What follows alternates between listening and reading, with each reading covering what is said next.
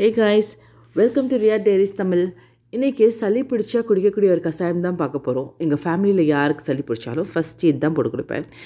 நீங்களும் இந்த கஷாயத்தை கொடுக்கணும்னு நினச்சிங்கன்னா 3 days கண்டினியூஸாக கொடுங்க. Morning 1 time, evening 1 timeன்னு. இப்போ இந்த கஷாயம் எப்படி செய்கிறதுன்னு பார்த்துடலாம்.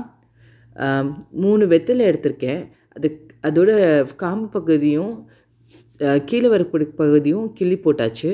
இப்போ இந்த வெத்தலையை எவ்வளோ முடியுமோ அவ்வளோ சின்ன சின்ன பீசஸாக கிள்ளி போடுங்க. அது கிழிச்சி போடும்போது என்ன ஆகும்னா, நீங்கள் பாயில் பண்ண வைப்பீங்க தண்ணி போட்டு, அப்போ வந்து எசன்ஸ் எல்லாம் நல்லா இறங்கும். நாட்டு மருந்து கடையில் வந்து துளசி பொடி கிடைக்கும். அந்த துளசி பொடி ஒரு 1/4 teaspoon ஆட் பண்ணிக்கோங்க. அதுக்கு மேலே போட தேவையில்லை. அடுத்து தூதுவளை பொடி, அது 1 teaspoon போட்டுக்கோங்க. சளியெல்லாம் இருந்தால் நல்லா எடுத்துரும். மஞ்சத்தூள் ஒரு 2 pinch ஆட் பண்ணிக்கோங்க. நல்ல ஆன்டிபயோட்டிக் அது. அடுத்து பெருங்காயம் வந்து ஒரு சின்ன ஸ்பூனில் 1/4 ஸ்பூன் ஆட் பண்ணால் போதும். ஒரு இடிக்கல்ல முழு தனியா 1 teaspoon ஆட் பண்ணிக்கோங்க. அடுத்து சீரகம் 1 teaspoon ஆட் பண்ணிக்கோங்க. சீரகமுமே கேஸ்க்கு ரொம்ப நல்லது. அடுத்து மிளகு 1 ஸ்பூன் ஆட் பண்ணிக்கோங்க. 1 teaspoon ஆட் பண்ணிக்கோங்க. இது பார்த்திங்கன்னா வால்மிளகு நாட்டு மருந்து கடையில் கிடைக்கும். கோல்ட் அண்ட் காஃப்க்கு பெஸ்ட்டு. இது வந்து ஃப்ளேவர் ரொம்ப ஸ்ட்ராங்காக இருக்கும், காரத்தன்மையும் அதிகமாக இருக்கும். ஸோ 1/4 teaspoon ஆட் பண்ணால் போதும். இந்த எல்லா பொருளுமே இடிகளில் போட்டு தட்டி எடுத்துக்க போகிறேன். பிறகு 1-2 தட்டி எடுத்தாச்சு. அடுத்து இதையும் பேனில் நம்ம ஆட் பண்ணிடலாம். அடுத்து மலைப்பூண்டு ஒரு 5 பல்லு வச்சுருக்கேன், அதை ஆட் பண்ணிக்கலாம். மலைப்பூண்டு காஃப் அண்ட் கோல்டுக்கு பெஸ்ட்டு ரெமெடி. நீங்கள் மலைப்பூண்டு போடும்போது உங்களுக்கு அந்த சளி ஏதாவது இருந்துச்சுன்னா அது ஃபுல்லாக கம்ப்ளீட்டாக க்யூர் பண்ணி விட்டுரும். இதை தட்டியாச்சு. இப்போ பேனில் ஆட் பண்ணிக்கலாம். 1/2 inch ஜிஞ்சர் என்கிட்ட இருக்குது, இண்டியன் ஜிஞ்சர். இதையும் நல்லா போட்டு தட்டி எடுத்து ஆட் பண்ணிக்கிட்டேன். அடுத்து என்கிட்ட 2 கிராம்பு இருக்குது. என் பையனுக்கு காஃப் இருக்கிறதுனால நான் 2 கிராம்பு ஆட் பண்ணியிருக்கேன். உங்கள் பசங்களுக்கு காஃப் இல்லைன்னா கிராம்பு ஆட் பண்ண தேவையில்லை, அது அப்படியே விட்டுருங்க. விட்டுட்டு மற்றதெல்லாம் போட்டு நீங்கள் கஷாயத்தை ரெடி பண்ணிக்கலாம். நம்ம போட்டிருக்க இந்த பொருள்லாம் பார்த்திங்கன்னா சூடு தன்மை கொண்டது. நமக்கு வந்து பாடி ஹீட்டை கிளப்பி விட்டுரும். அதை பேலன்ஸ் பண்ணுறதுக்காக 4 வெந்தயத்தை ஆட் பண்ணியிருக்கேன். இது என்னென்னா சித்திரை அக்கறை பவுடர்னு சொல்லுவாங்க. இது நாட்டு மருந்து கடையில் கிடைக்கும்.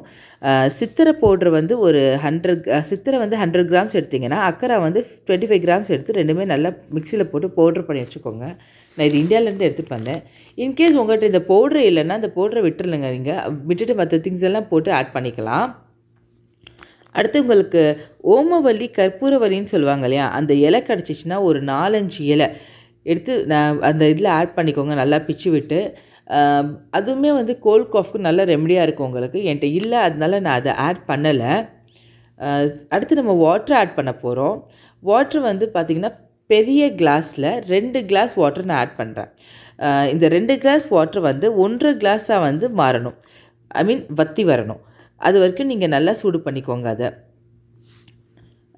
இதில் வந்து அடுத்து பனங்கற்கண்டு 2 ஸ்பூன் ஆட் பண்ணியிருக்கேன். நீங்கள் ஒயிட் சுகர் சேர்க்காதீங்க. ஒன்று பனங்கற்கண்டு இல்லாட்டி வெல்லம் ஆட் பண்ணிக்கோங்க.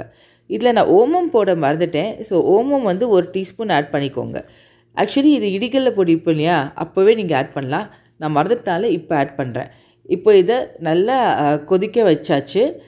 கொஞ்சம் சிம்லே வச்சு கொதிக்க வைங்க. சிம்மில் வச்சு கொதிக்க வைக்கும் போது தான் எல்லா எசன்ஸ் உள்ளே இறங்கும். பாருங்கள், நம்ம கஷாயம் ரெடி ஆகிடுச்சு. இது ஸ்ட்ரெயின் பண்ணி எடுத்துக்கலாம். அதில் போட்டிருக்க பூண்டு முழுசாக நிற்கும். ஸோ அதையும் கொஞ்சம் மசிச்சு விட்டுக்கோங்க. மசிச்சு விட்டிங்கன்னா அந்த எசன்ஸ் நல்லா உங்களுக்கு இறங்கும். அதுக்காக இப்போ நம்ம கஷாயம் வந்து சூப்பராக ரெடி ஆகிடுச்சு. இது நம்ம பசங்களுக்கு கொடுக்கலாம். இந்த வீடியோ உங்களுக்கு பெனிஃபிஷியலாக இருக்குதுன்னு நினச்சிங்கன்னா எங்கள் சேனலை லைக் பண்ணுங்கள், ஷேர் பண்ணுங்கள், சப்ஸ்கிரைப் பண்ணுங்கள். நீங்கள் ஷேர் பண்ணும்போது உங்கள் ஃப்ரெண்ட்ஸும் இதை பார்ப்பாங்க, அதனால அவங்களும் பெனிஃபிட் ஆவாங்க. தேங்க்ஸ் ஃபார் வாட்சிங். தேங்க்யூ.